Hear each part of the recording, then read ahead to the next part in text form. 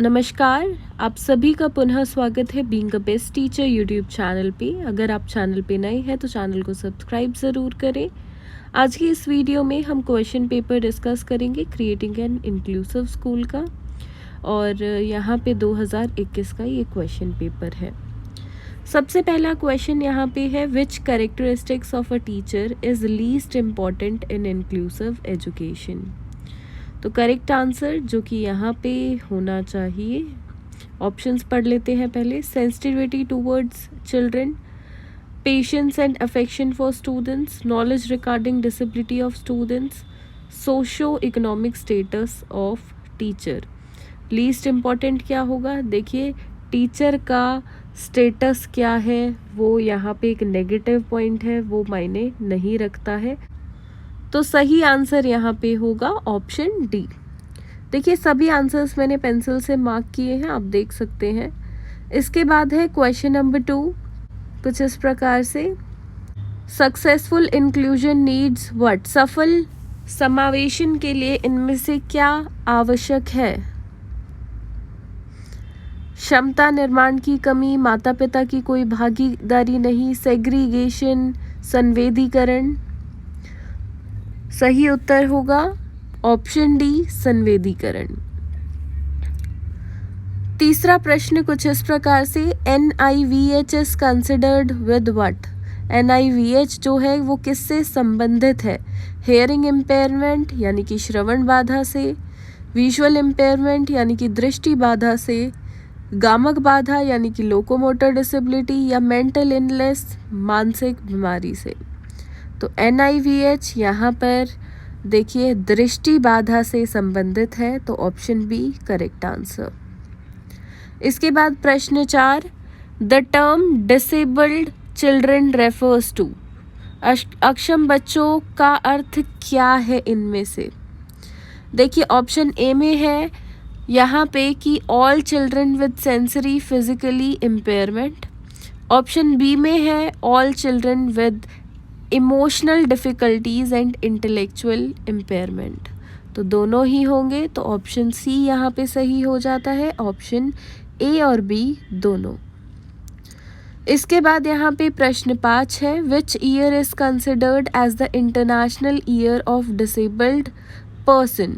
कौन सा साल है जिसको विकलांगजनों के लिए अंतर्राष्ट्रीय वर्ष माना गया है? तो वह माना गया है 1981 को, तो ऑप्शन ए यहाँ पे करेक्ट है।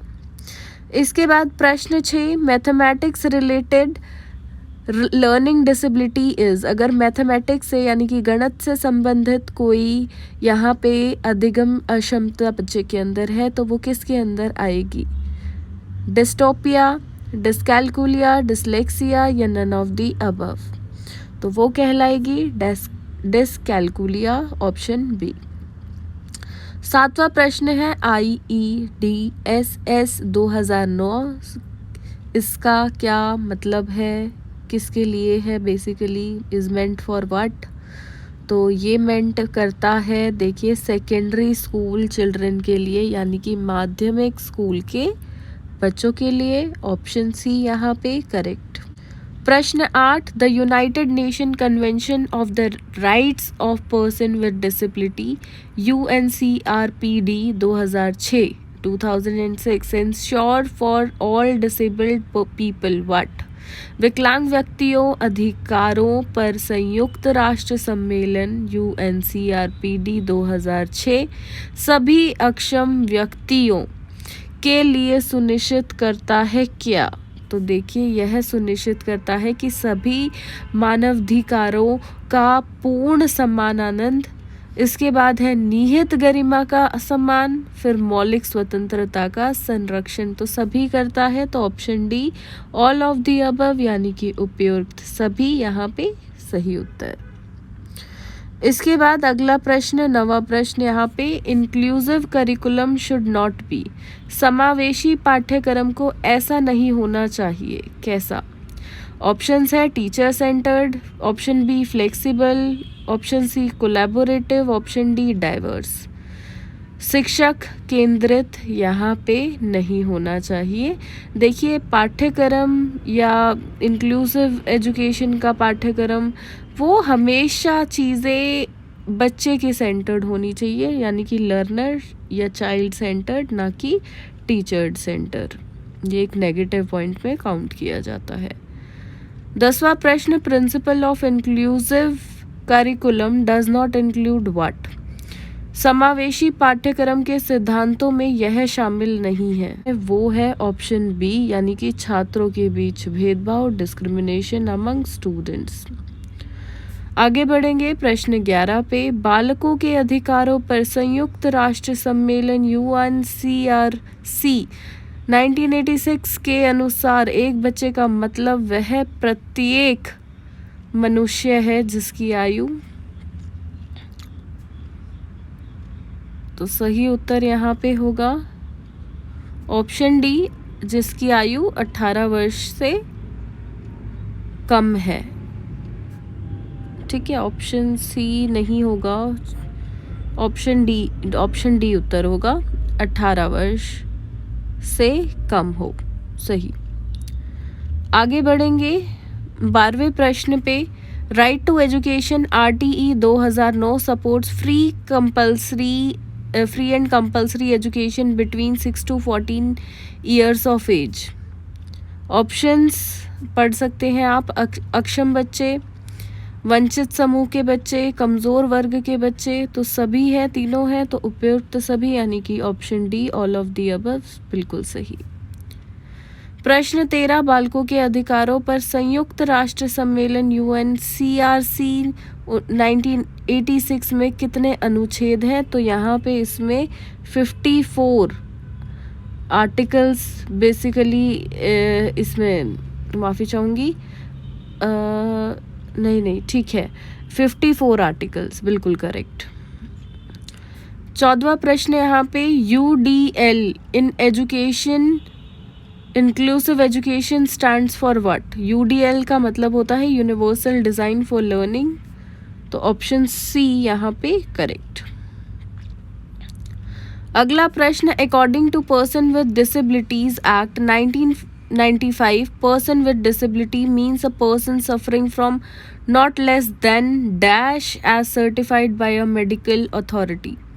सही उत्तर 40% ऑफ एनी डिसेबिलिटी, यानी कि 40% किसी की भी विकलांगता की।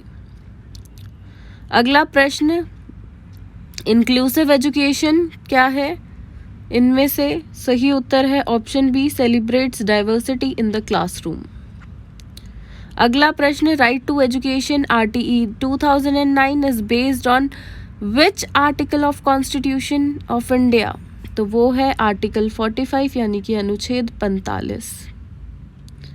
18वां प्रश्न, विच of the following is not a functional limitation of visual impaired children. निम्नलिखित में से कौन दृष्टिहीन बच्चों की कार्यात्मक सीमा नहीं है। सही उत्तर यहाँ पे होगा ऑप्शन सी, श्रवण बाधा। 19वां प्रश्न, डैश विकलांगों के मानकों को बनाए रखने और विकलांगता के क्षेत्र में प्रशिक्षण बनाने के लिए जिम्मेदार है, तो जो है वो है RCI, यानी कि rehabilitation council of India.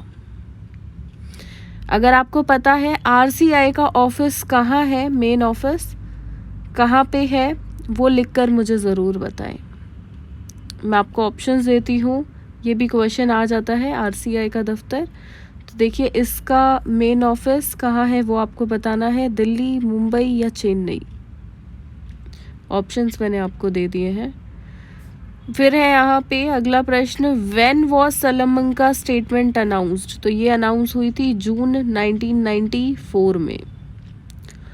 Which is the best method to teach in an inclusive classroom, यानी कि समावेशी कक्षा में पढ़ाने के लिए सबसे अच्छी विधि इनमें से कौन सी है, तो वह है option D, cooperative learning method, यानी कि सहयोगी शिक्षण विधि। अगला प्रश्न 22वां प्रश्न, अक्षम व्यक्तियों के लिए राष्ट्रीय नीति का गठन भारत सरकार द्वारा किया गया था कब? तो वो किया गया था 10 फरवरी 2006 को। अगला प्रश्न 23वां प्रश्न, किसने कहा सामान्य विद्यालय प्रणाली यानी कि कॉमन स्कूल सिस्टम पर बल दिया जो किसी भी जाति, धर्म, सामाजिक स्थिति आदि के बच्चों के लिए खुला हो? तो यह कहा गया कोठारी कमीशन 1964 से 1966 के बीच जो था उसमें। 24वां प्रश्न, लर्निंग डिसेबिलिटी में occur due to all of the following except what? निम्नलिखित में से कौन सी अधिगम विकलांगता का कारण नहीं हो सकता है? तो वो है ऑप्शन डी, कल्चरल फैक्टर्स नहीं हो सकते हैं यानी कि सांस्कृतिक कारण। Next question is PIED is the abbreviation of, मतलब आपको PIED की फुल फॉर्म बतानी है। इसकी फुल फॉर्म होती है project integrated education for the disabled. ठीक है, ऑप्शन ए। अगला question, question number 26, assessment in inclusive education should be. तो फॉर्मेटिव भी होना चाहिए और सबमिटिव भी, जो कि अंडर CCE है। तो ऑप्शन सी, दोनों ए और बी यहाँ पे करेक्ट है। Then question number 27, which of the following acts as a barrier to learning and teaching? तो option C, social discrimination is the correct answer. Coming to question number 28, existence of two or more than two disabilities in a child means multiple disabilities. ठीक है, दो या दो से अधिक होना। 29th is the teaching involve tutor-tutee relationship and the tutor may be same class or older student from higher class under teacher's supervision. तो इसको बोलते हैं सहकर्मी ट्यूटरिंग यानी कि peer tutoring. Question number 30, multi sensory instruction was originally designed by Edgar Dale. Option A. 31st question, the following are the guiding principles of NCF 2005 for curriculum development except. तो यहाँ पे ऑप्शन ए करेक्ट है, कक्षा की 4 दीवारों के भीतर अधिगम करना है यानी कि learning with in the 4 walls of the classroom. 32 question यहाँ पे है, गंभीर रूप से श्रवण बाधित व्यक्ति के नीचे ध्वनि किस, मतलब डैश ध्वनि के नीचे नहीं सुन सकता? तो ये है बिल्कुल सही। 70 to 94 अगर आप इसको गूगल करेंगे तो आंसर आएगा। तो ऑप्शन डी जाएगा इसमें सिर्फ 70 से 89। ठीक है।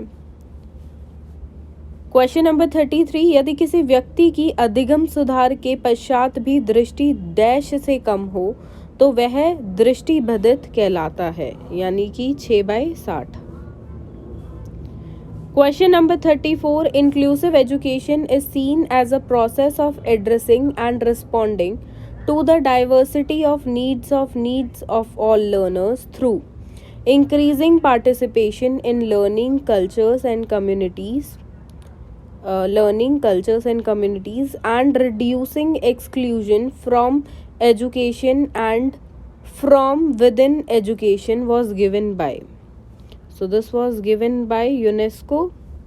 यूनेस्को की फुल फॉर्म अगर आपको पता है तो कमेंट बॉक्स में लिखकर ज़रूर साझा करें। और आखिरी प्रश्न यहाँ पे 35वां प्रश्न है, तो ऑप्शन बी यहाँ पे करेक्ट होगा। ठीक है, तो इस वीडियो के लिए सिर्फ इतना ही। मिलते हैं अगली वीडियो में, तब तक के लिए धन्यवाद।